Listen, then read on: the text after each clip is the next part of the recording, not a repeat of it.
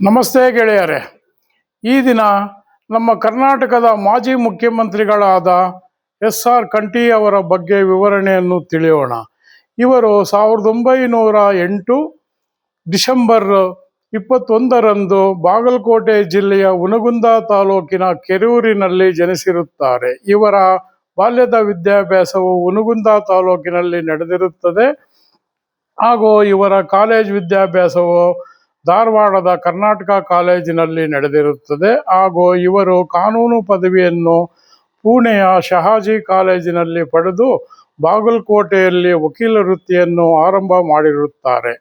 ತದನಂತರ ಇವರು 1936ರಲ್ಲಿ ಇವರಿಗೆ ಮರಿಬಸಮ್ಮ ಎಂಬುವರೊಡನೆ ಇವರಿಗೆ ವಿವಾಹವು ನಡೆದಿರುತ್ತದೆ. ಇವರಿಗೆ ಒಂದು ಗಂಡು ಮಗು ಜನಿಸಿರುತ್ತದೆ.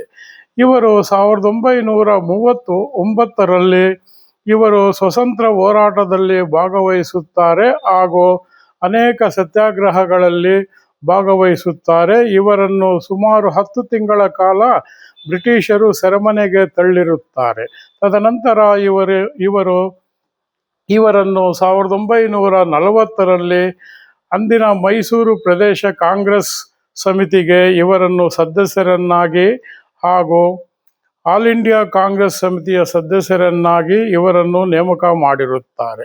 ತದನಂತರ 1952ರಲ್ಲಿ ಇವರು ಹುನಗುಂದ ತಾಲೂಕಿನಿಂದ ಮಹಾರಾಷ್ಟ್ರದ ವಿಧಾನಸಭೆಗೆ ಆಯ್ಕೆಯಾಗಿರುತ್ತಾರೆ ಹಾಗೂ ಮಹಾರಾಷ್ಟ್ರದ ವಿಧಾನಸಭೆಯ ಸ್ಪೀಕರ್ ಆಗಿಯೂ ಸಹ ಆಯ್ಕೆಯಾಗಿ ಸೇವೆ ಸಲ್ಲಿಸಿರುತ್ತಾರೆ. ಏಕೆಂದರೆ ಅಂದಿನ ಹುನಗುಂದ ಬಾಂಬೆ ಪ್ರೆಸಿಡೆನ್ಸಿಗೆ ಸೇರಿರುತ್ತದೆ. ತದನಂತರ 1956ರಲ್ಲಿ ಪುನಃ ಹುನಗುಂದದಿಂದ ಕರ್ನಾಟಕ ವಿಧಾನಸಭೆಗೆ ಆಯ್ಕೆಯಾಗುತ್ತಾರೆ. ಇವರು ಕರ್ನಾಟಕದ ವಿಧಾನಸಭೆಯ ಸ್ಪೀಕರ್ ಆಗಿ 4ನೇ ಸ್ಪೀಕರ್ ಆಗಿ ಸೇವೆ ಸಲ್ಲಿಸುತ್ತಾರೆ.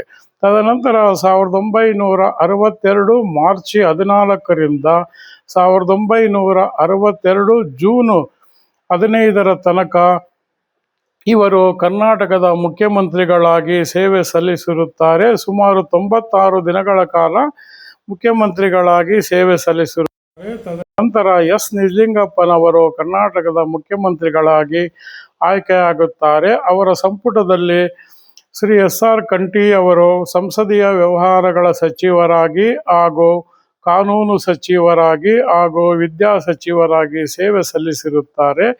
ಇವರ ಕಾಲದಲ್ಲಿ ಬೆಂಗಳೂರಿನ ವಿಶ್ವವಿದ್ಯಾನಿಲಯವು ಹಾಗೂ ಧಾರವಾಡದ ಕಿತ್ತೂರು ರಾಣಿ ಚೆನ್ನಮ್ಮ ಸೈನಿಕ ಶಾಲೆಯು ಇವರ ಕಾಲದಲ್ಲಿ ಸ್ಥಾಪನೆ ಆಗಿರುತ್ತದೆ. ಇವರು ಹರಿಜನ, ಗಿರಿಜನ, ನೇಕಾರರು ಹಾಗೂ ರೈತರ ಪರವಾಗಿ ಅಪಾರವಾಗಿ ಶ್ರಮಿಸಿರುತ್ತಾರೆ.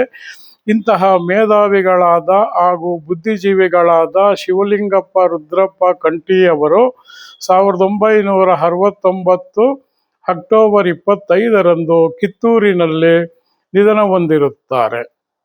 ಇವರಿಗೆ ನನ್ನ ಶ್ರದ್ಧಾಂಜಲಿಯನ್ನು ಅರ್ಪಿಸುತ್ತೇನೆ ಹಾಗೂ ನನ್ನ ನಮನಗಳನ್ನು ಸಲ್ಲಿಸುತ್ತೇನೆ. ವಂದನೆಗಳು.